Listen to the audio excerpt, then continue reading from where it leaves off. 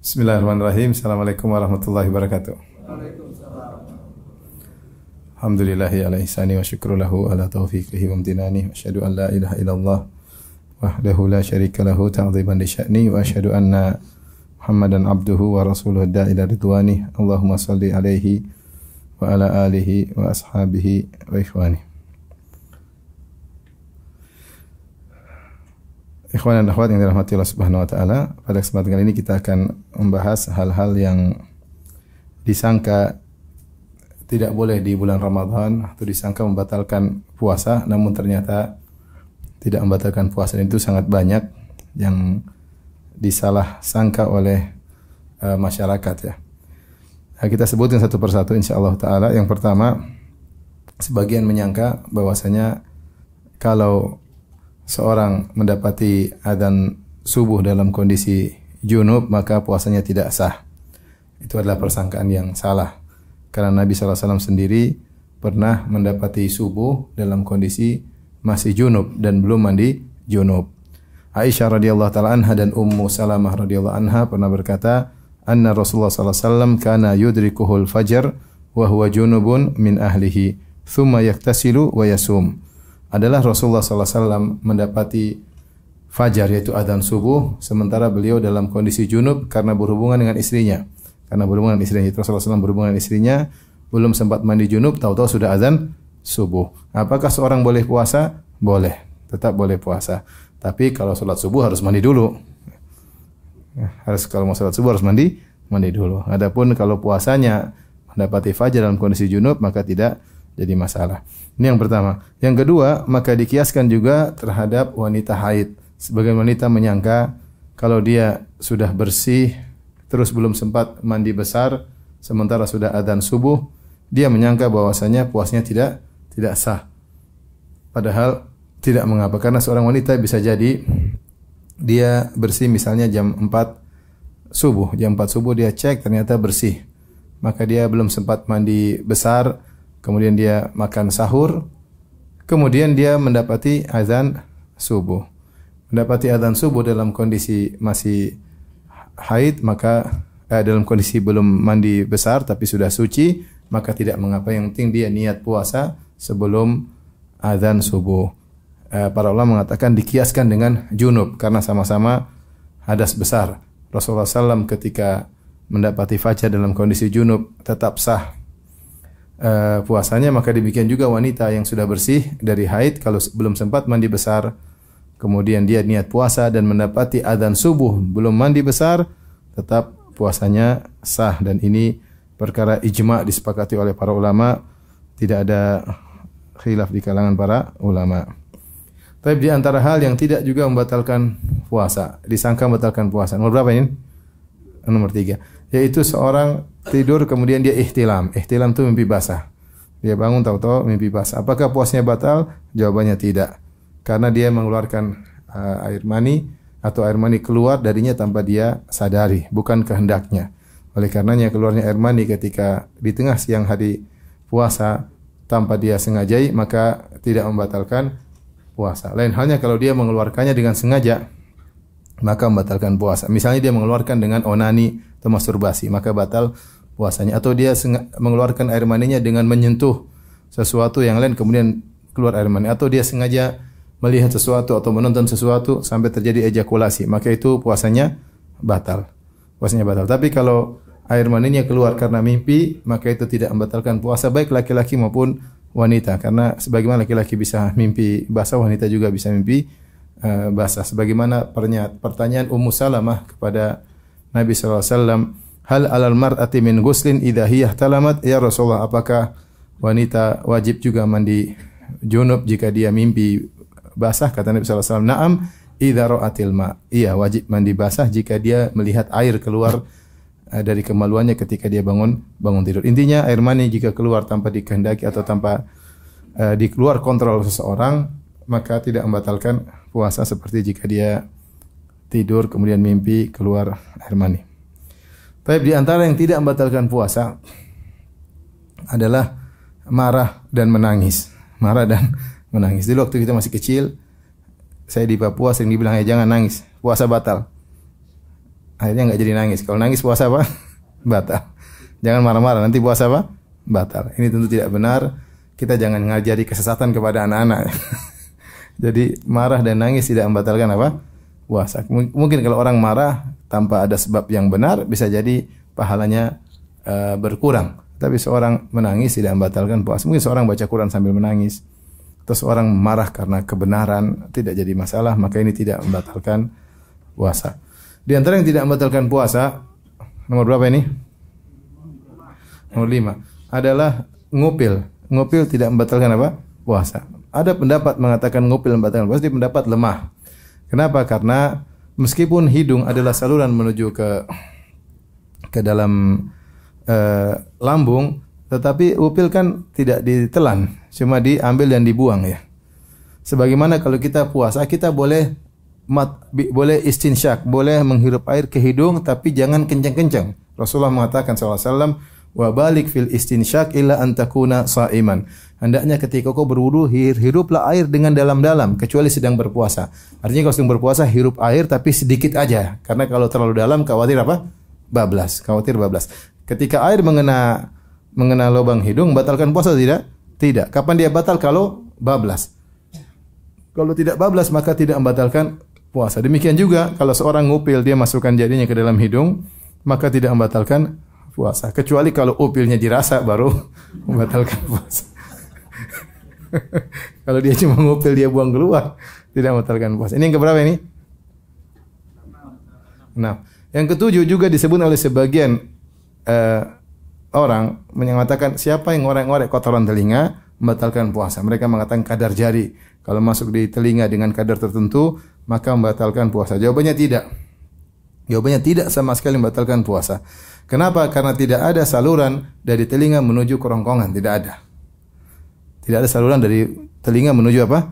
Kerongkongan. Kalau hidung benar ada salurannya. Saluran makan cuma 2, mulut sama apa? Hidung. Adapun kalau telinga, kemasukan air telinga tidak membatalkan puasa. Apalagi hanya sekedar misalnya ngorek-ngorek kotoran telinga kemudian dikeluarkan, maka ini tidak membatalkan puasa. Demikian juga di antara yang tidak membatalkan puasa yang keberapa? Keberapa? Ke-8. 8 ya? 7 ya? Serana apa? Sebagian ada yang berlebihan mengatakan, ini terdapat dalam sebagian buku. Mereka mengatakan tidak boleh seorang kalau ketika berpuasa dia cebok di siang hari dengan masukkan jarinya ke duburnya. Kapan dia masukkan jarinya ke duburnya, maka batal puasanya. Karena berarti ada sesuatu yang masuk dalam rongga tubuhnya. Ya. Ini juga terlalu berlebihan sehingga kalau mau buang air hendaknya di malam hari. Agak repot juga. Saya rasa tidak seperti itu ya. Karena yang batalkan puasa itu makan dan minum. Makan dan minum. Allah Subhanahu wa taala menyebutkan 3 pembatal puasa dalam Al-Qur'an. Allah mengatakan fal ana bashiruhunna wabtagu ma kataballahu lakum wa kulu washrabu hatta yatabayyana lakumul khaytul abyadhu minal khaytil aswadi minal fajr thumma atimmus siyama ilal lail. Kata Allah, sekarang di malam hari silakan gauli istri-istri kalian. Bergaul di malam hari boleh. Wa kulu washrabu, makan dan minum, enggak apa-apa sampai terbit fajar. Thumma atimmus siyama ilal, kemudian berpuasalah setelah terbit fajar sampai malam. Berarti yang larang itu jima, makan dan minum. Maka semua yang maknanya makan dan minum maka membatalkan puasa. Adapun jika tidak bermakna makan dan minum maka tidak membatalkan puasa. Dari sini di antara hal yang disangka membatalkan puasa ternyata tidak adalah suntik obat. Suntik obat tidak membatalkan puasa. Suntik atau sesuatu dimasukkan dalam tubuh ada 2. Pertama yang fungsinya seperti makan dan minum, maka itu membatalkan puasa. Misalnya infus. Infus fungsinya pengganti makan dan minum. Orang lemah kalau lagi sakit dikasih apa? Infus. Infus ini dia berfungsi seperti makan dan minum, maka siapa yang diinfus puasanya batal. Ini pun ada khilaf, tapi pendapat yang lebih kuat batal. Kenapa? Karena dia menempati posisi makan dan minum. Adapun kalau suntik, misalnya suntik insulin atau suntik obat, suntik apa kayak suntik bius, maka ini atau suntik apapun yang bukan merupakan fungsinya makan dan minum, pengganti gizi makan minum, maka tidak membatalkan puasa. Maka tidak membatalkan puasa. Banyak tanya, Ustaz, kalau saya lagi puasa kemudian saya suntik insulin, batal tidak? Jawabannya tidak, karena insulin fungsinya bukan pengganti makan dan minum. Baik, di antara yang juga disangka membatalkan puasa ternyata tidak. Sebagian obat-obatan, misalnya obat yang ini yang berapa sekarang? 9. Obat tetes mata. Obat tetes mata tidak membatalkan puasa. Kenapa? Karena tidak ada saluran dari mata menuju kerongkongan. Tidak ada saluran dari mata menuju kerongkongan. Jika seorang memakai obat tetes mata tidak membatalkan puasa. Demikian juga obat tetes telinga. Tidak ada saluran dari telinga menuju ke kerongkongan. Oleh karenanya tidak membatalkan puasa. Seorang berusaha menghindar, tapi terkadang seorang butuh untuk berobat. Kalau dia bisa menghindar dilakukan di malam hari itu lebih baik. Tapi kalau dia ternyata harus melakukannya di siang hari, maka hal itu tidak membatalkan puasa karena tidak ada saluran dari telinga menuju kerongkongan. Yang membatalkan puasa adalah yang masuk ke mulut, kerongkongan, masuk ke lambung. Itu namanya makan dan minum. Di antara yang tidak membatalkan puasa juga adalah Ventolin, ya, yang digunakan oleh orang asma. Ketika dia terkena asma, maka dia menyemprotkan oksigen yang berisi obat-obatan di mulutnya. Benar, salurannya saluran makan dan minum. Tetapi yang keluar adalah oksigen bercampur dengan obat-obat. Obat-obat tersebut kemungkinannya kecil sampai ke lambung karena tujuannya adalah di paru-paru. Obat tersebut tujuannya adalah di paru-paru, bukan ke lambung. Sementara namanya makan dan minum adalah masuk sampai ke lambung. Sehingga para ulama mengatakan kalaupun ada sedikit yang masuk, maka dimaafkan. Sehingga obat yang digunakan oleh orang yang sedang kena asma dengan disemprotkan ke mulutnya tidak membatalkan puasa karena itu bukan makan dan minum. Adapun kalau ada sedikit yang masuk, maka itu dimaafkan. Sebagaimana yang tidak membatalkan puasa berikutnya adalah kumur-kumur. Kumur-kumur tidak membatalkan puasa. Yang penting jangan ditelan. Oleh karenanya, meskipun sedang berpuasa, disunahkan tentang tetap madmadah, yaitu tetap berkumur-kumur ketika berwudu. Jadi kalau kita berpuasa berwudu tetap disunahkan untuk apa? Berkumur-kumur. Namanya berkumur-kumur, mau tidak mau, pasti ada yang tersisa. Tidak mungkin keluar semua. Kalau kita berkumur-kumur dengan air 10 ml, mungkin yang keluar tinggal 9 ml. 1 ml-nya kemana? Tersebar semua di dalam mulut. Kemungkinan tertelan? Mungkin. Tapi bukan tujuan kita berkumur-kumur untuk menelannya, paham? Tapi itu suatu yang masuk, kalaupun masuk maka dimaafkan oleh syariat. Karena syariat perkara yang sulit dimaafkan. Dan seperti ini banyak. Hal-hal yang sulit untuk dihindari dimaafkan oleh syariat. Contohnya seperti tadi, kumur-kumur mungkin ada sedikit tertelan, dimaafkan karena tujuan kita bukan untuk minum. Contoh seperti seorang ketika buang air besar, dia boleh istinja dengan air cebok dan dia boleh istijmar dengan menggunakan batu. Sudah dipastikan kalau orang ketika buang air besar kemudian dia bersihkan dengan batu, pasti ada sisanya. Enggak mungkin enggak ada sisa. Ada sisanya enggak? Belum pernah coba tuh? Sama, saya juga belum pernah. Tapi pasti ada sisanya karena batu tidak akan bisa membersihkan secara bersih. Pasti ada sisanya. Tapi sisanya itu dimaafkan oleh syariat.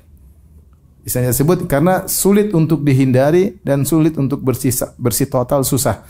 Sedikitnya itu dihindari. Demikian juga para fuqaha mengatakan kalau orang buang air kecil, kemudian dia sudah berusaha menghindar, sudah menjauh, tahu-tahu ada percikan tidak kelihatan oleh mata, tapi kalau pakai mikroskop kelihatan. Percikan tersebut kembali mantul ke celananya, dimaafkan. Kalau tidak kelihatan secara mata telanjang tidak kelihatan. Ini di luar kemampuan kita. Karena kita bisa pastikan kalau kencing tidak ada cipratan sama sekali, susah juga. Mungkin ada cipratan, tapi sangat sedikit dan tidak terlihat oleh mata. Menurut mazhab Syafi'i dimaafkan. Ini contoh, maksudnya para fuqaha mengatakan sesuatu yang sedikit dimaafkan. Termasuk diantaranya kalau seorang berkumur-kumur, kemudian dia keluarkan airnya masih tersisa sedikit, misalnya setengah mili, kemudian tanpa sengaja tertelan, maka itu dimaafkan. Tidak membatalkan puasa. Maka demikian pula dikiaskan dengan orang yang ketika memakai Ventolin obat tersebut, mungkin ada obat yang masuk, itu pun sampai paru-paru. Kalaupun masuk ke dalam lambung, maka sangat sedikit dan itu dimaafkan. Karena tujuannya bukan untuk makan dan minum. Ini pendapat yang lebih kuat di kalangan para ahli fikih. Baik, yang berikutnya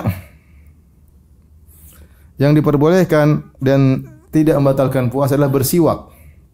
Bersiwak ketika sedang berpuasa. Para ulama sepakat kalau bersiwak di pagi hari sebelum zawal, sebelum zuhur, maka siwak disunahkan meskipun orang yang berpuasa. Hanya saja mereka khilaf kalau sudah zawal, sudah salat zuhur, apakah masih boleh bersiwak? Sebagian mengatakan tetap disunahkan, sebagian mengatakan makruh. Yang mengatakan makruh kata mereka karena bau mulut orang berpuasa sangat disukai oleh Allah Subhanahu wa taala. Dalam hadis sahih kata Nabi sallallahu alaihi wasallam, la khalufu famis shaim atyabu indallahi min rihil misik. Sungguh aroma bau mulut seorang yang berpuasa lebih disukai oleh Allah daripada bau minyak kasturi. Oleh karena jika seorang sudah lewat tengah hari masih bersiwak, maka bau tersebut akan hilang. Maka jangan menghilangkan bau yang disukai oleh Allah. Ini pendapat sebagian ulama. Yang benar bahwasanya disunahkan siwak kapan saja, dan Nabi SAW tidak pernah mengkhususkan kalau sedang puasa jangan bersiwak di siang hari, boleh bersiwak di pagi hari. Rasulullah SAW tidak pernah memperinci seperti itu. Adapun seorang bersiwak kalau ternyata menghilangkan bau mulut tidak ada masalah. Maksudnya tetap saja bau mulut tidak akan hilang.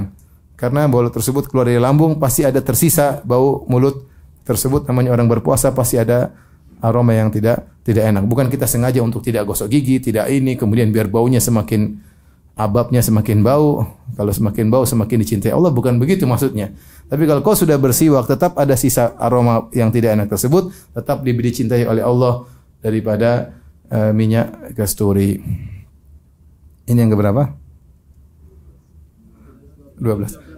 Dari sini para ulama mengkiaskan boleh sikat gigi ketika sedang berpuasa, tidak jadi masalah. Karena siwak itu kalau kita gunakan dia ada aroma mentolnya. Siwak itu ada kayu arok, ada aroma mentolnya. Kalau kita bersiwak ada kayu mentolnya. Dan kalau kita siwak nggak perlu kita tuh nggak apa-apa, nggak perlu. Adakah aroma mentolnya? Ada rasanya dan kerasa segar. Namun itu dimaafkan karena tujuan kita bersiwak bukan untuk apa?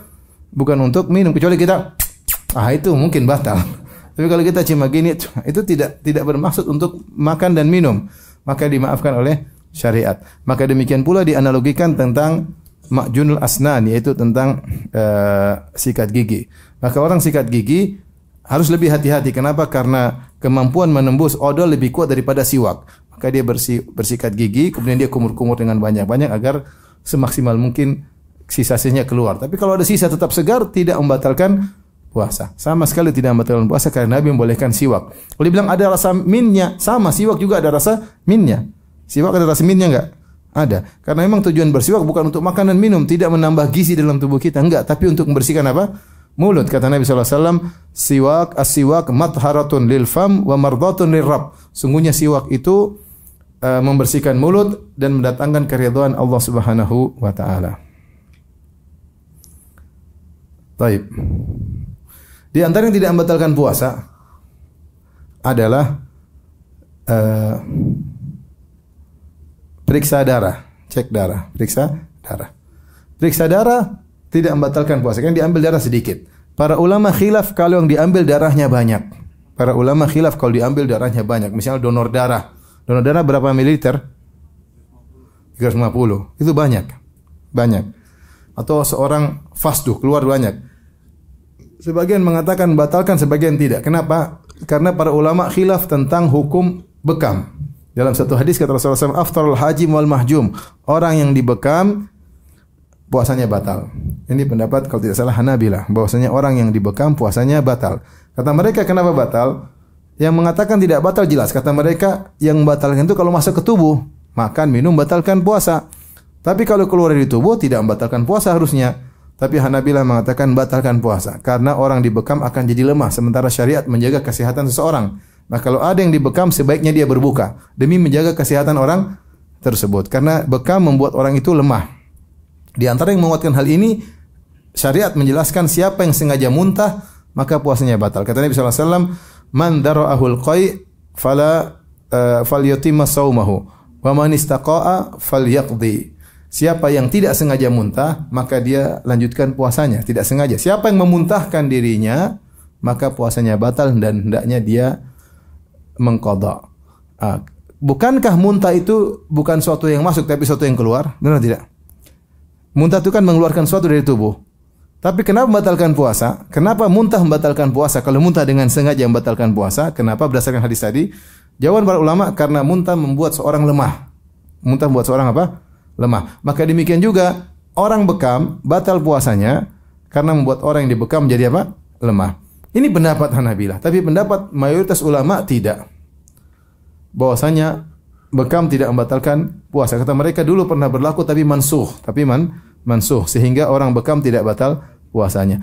Jadi kalau ambil darah cuma untuk cek kolesterol tidak batalkan puasa. Tapi kalau transfusi darah, ambil darah banyak, ini khilaf. Sebagian mengatakan batal, sebagian mengatakan tidak. Bagi yang mengatakan bekam batal puasanya, maka transfusi darah batal apa? Puasanya. Bagi yang mengatakan bahwasanya bekam tidak membatalkan puasa, maka transfusi darah tidak batal puasa. Baik, darah kita diambil. Misalnya bulan Ramadan diambil 350 ml. Batal atau tidak puasa? Batal atau tidak? Tadi baru dibilang ada khilaf. Darah kita diambil 350 liter ketika sedang puasa. Batal atau tidak? Ada khilaf. Ada yang mengatakan batal, yang mengatakan tidak.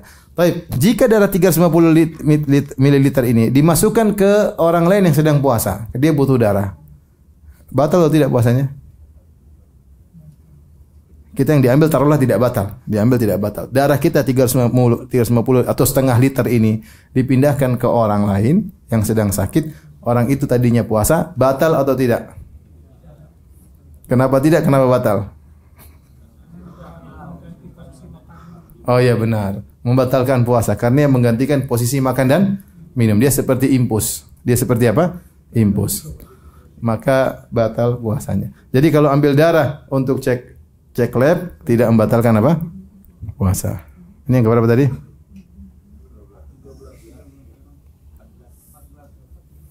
14. Yang berikutnya di antara yang tidak membatalkan puasa adalah mandi dan berdingin-dingin. Berendam tubuh tidak membatalkan puasa. Terutama kalau di daerah musim kering seperti di Arab, kalau sudah musim panas sangat panas sekali, apalagi zaman dahulu tidak ada AC, maka sangat panas, orang belum tentu kuat di tengah panas yang sangat terik seperti di Madinah atau di Mekah, panas bisa sampai 48 derajat. Itu kalau taruh telur bisa setengah matang ya. 48 derajat panas sekali.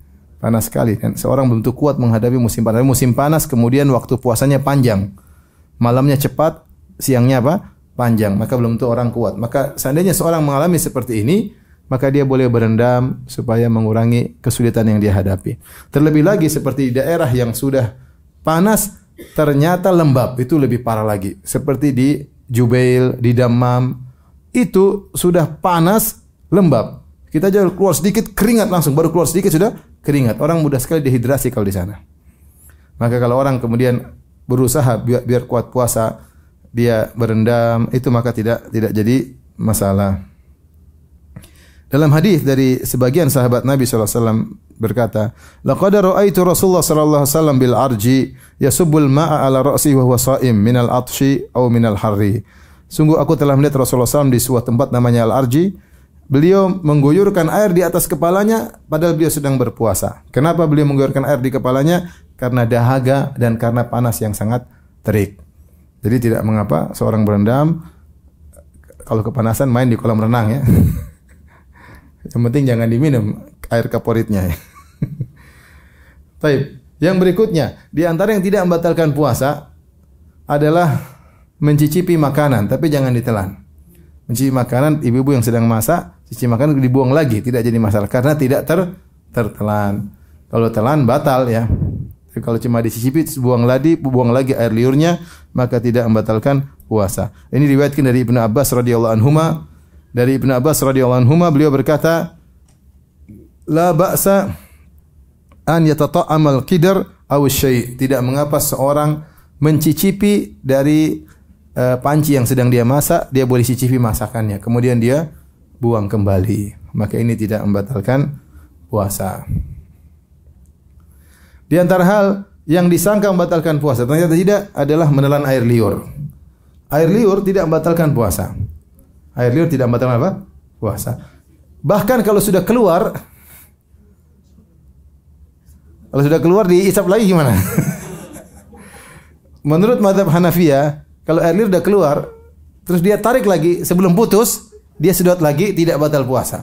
Mungkin terjadi orang sedang tidur, tahu-tahu dia ngiler, dia tarik lagi. Masuk lagi. Batal enggak puasanya? Enggak, karena masih bersambung kemudian ditarik lagi kembali. Ini menurut mazhab Hanafiyah. Tapi kalau sudah putus dia ambil lagi, itu batal jelas. Jadi air liur kalau udah keluar, dia ambil masukin lagi batal. Tapi kalau belum keluar atau pas keluar disedot kembali, tidak membatalkan apa? Puasa. Jadi sebagian orang puasa buang udah terus.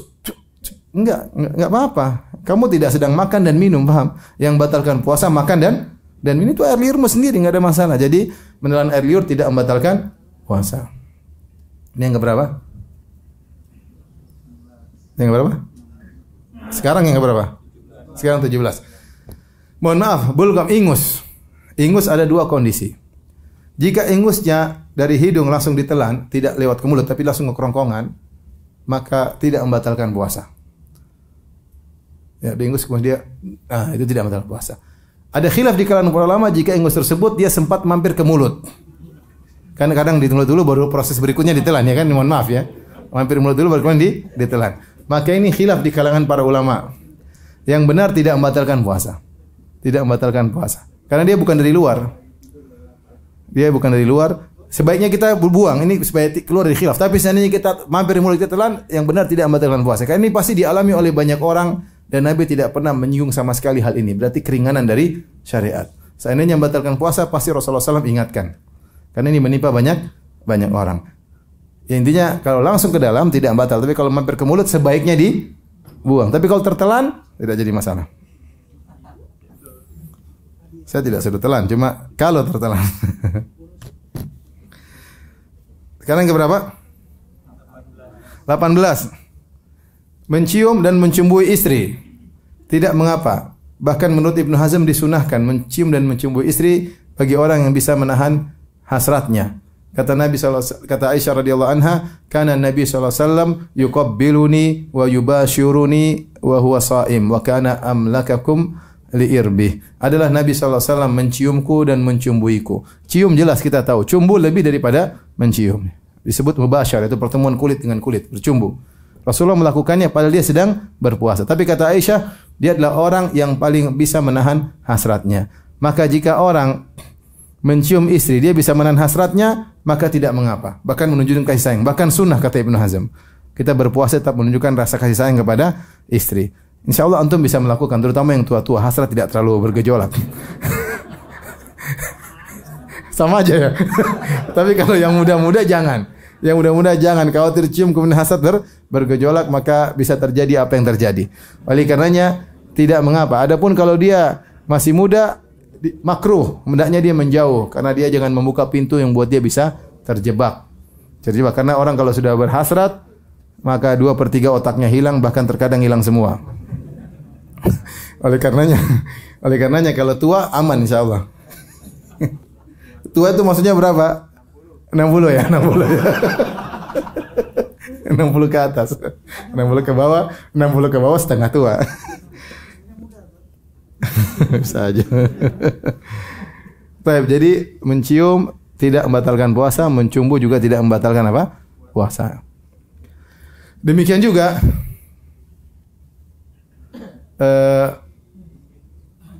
jika seorang ternyata kemudian, mohon maaf ini misalnya dia bercumbu dengan istri lebih daripada itu, selama kemaluan tidak masuk ke kemaluan, maka tidak membatalkan apa?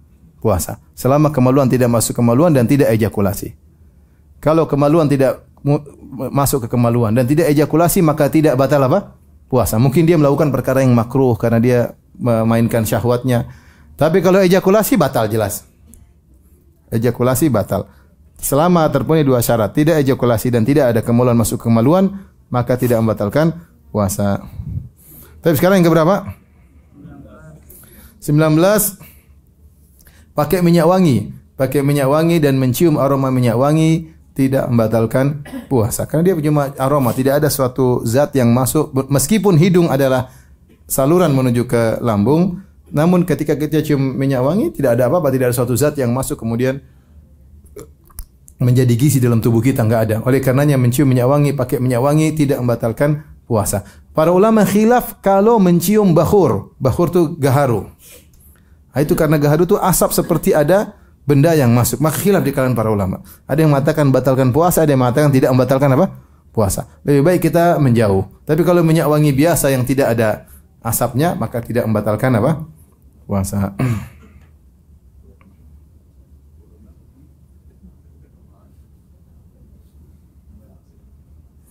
Di antara yang tidak membatalkan puasa adalah memakai cila. Memakai apa? Cila, iktihal. Ini tidak jadi masalah, ya. Celak ya, pakai celak. Karena saya katakan tadi tidak ada saluran dari mata menuju kerongkongan. Benar ketika seorang memakai sesuatu di celak, pakai di mata, terkadang ada rasa pahit dia rasa, tapi itu bukan apa? Bukan masuk ke kerongkongan. Cuma sarafnya atau sesuatu yang dia rasa, tapi tidak sampai ke kerongkongan. Karena tidak ditemukan saluran dari mata ke kerongkongan. Orang kalau sakit pun paling dia makan dari hidung atau dari saluran mulut. Adapun dari mata tidak pernah ya.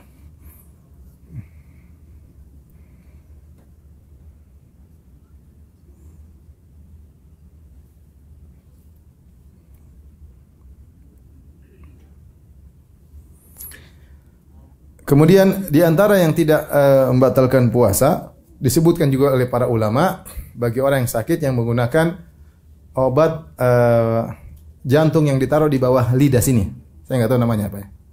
Katanya orang kalau jantung ada obat kalau dia lagi serang taruh di bawah apa? Lidah. Benar ada? Ada nggak? Iya. Namanya apa itu? Sakdara ya. Itu tidak jadi masalah karena dia salurannya beda. Dia bukan saluran ke kerongkongan. Dia masuk lewat saluran tersendiri dan tujuannya bukan ke kerongkongan apa? Ke kerongkongan dan bukan ke lambung. Sehingga kata mereka tidak membatalkan puasa. Tentunya dokter lebih ahli. Kata mereka tidak masuk ke beda kalau dia taruh lidah, enggak dia bawa di bawah lidah sini. Kayak ada sesuatu. Saya enggak tahu juga cuma saya baca seperti itu. Ini diteliti tidak larinya tidak lari ke dalam lambung, tapi dia cuma ada mungkin saluran khusus di bawah lidah yang tujuannya mungkin ke tempat lain, entah ke paru-paru, entah ke jantung, entah yang lainnya. Kemudian yang terakhir mungkin yang tidak membatalkan puasa adalah misalnya diperiksa dengan endoskopi. Apa yang dimasuk alat untuk itu namanya apa? Endoskopi. Endoskopi kalau saya tidak tahu cara masuknya gimana. Siapa yang ada yang pernah? Tapi intinya kalau besi dimasukkan ke dalam mulut untuk ngecek lambung, kemudian dikeluarkan kembali, maka tidak batal. Kenapa? Tidak ada yang dimakan dan tidak ada yang diminum. Hal ini dulu dibahas oleh para ulama Hanafiyah. Mereka membuat sesuatu namanya iftiradat. Iftiradat itu suatu permasalahan-permasalahan yang mereka seandainya begini, kemudian mereka bahas. Padahal belum terjadi. Mereka mengatakan misalnya seorang makan batu. Misalnya. Maka ada dua kemungkinan. Batunya bertahan di perut. Batu kan bukan makanan, ya enggak? Ada seorang sengaja makan batu. Batal puasa atau tidak? Ini khilaf. Karena namanya membatalkan puasa itu kalau makan dan minum. Dan kita tahu batu bukan apa? Bukan makan minum. Orang makan beling, kuda lumping. Apa membatalkan puasa? Asal dia syirik ya. Percaya sama jin dan yang lainnya. Tapi intinya, kalau dia makan batu, batal atau tidak dibahas. Karena batu ini bukan apa? Makanan. Taruhlah membatalkan. Maka mereka mengatakan dua kondisi. Batu tersebut bercokol di perut, lama, maka batal. Tapi kalau batu tersebut keluar lagi, tidak batal. Ketika kita baca seperti itu, misalnya batu terus dimasukkan pakai apa? Pakai benang, terus ditarik lagi keluar. Batal enggak? Ini hanya apa perumpamaan zaman dulu mungkin enggak ada, tapi ternyata sekarang diambil faedah oleh ulama sekarang. Kata mereka seperti endoskopi. Endoskopi kalau masuk, seandainya dibiarin terus dalam perut batal, tapi kalau dikeluarkan tidak batal karena tidak ada makanan yang masuk sama sekali. Lagi pula endoskopi bukan makanan. Dimasukkan keluar dan dia tidak melanggar perintah Allah karena yang dilarang oleh Allah makan dan minum. Selama tidak bermakna makan dan minum, maka tidak membatalkan puasa menurut pendapat yang lebih kuat. Ini tidak. Kemudian juga yang terakhir mungkin makan dan minum tidak sengaja, maka tidak membatalkan apa? Puasa. Selama dengan syarat tidak sengaja atau lupa, dengan syarat lupa. Adapun kalau pura-pura lupa maka batal. Baik. Ini mungkin yang bisa sampaikan. Ada berapa poin? Cukuplah 23, jangan banyak-banyak. Ini saja yang bisa saya sampaikan. Mungkin kalau ada yang bertanya, saya persilahkan. Ya. Salam terima kasih.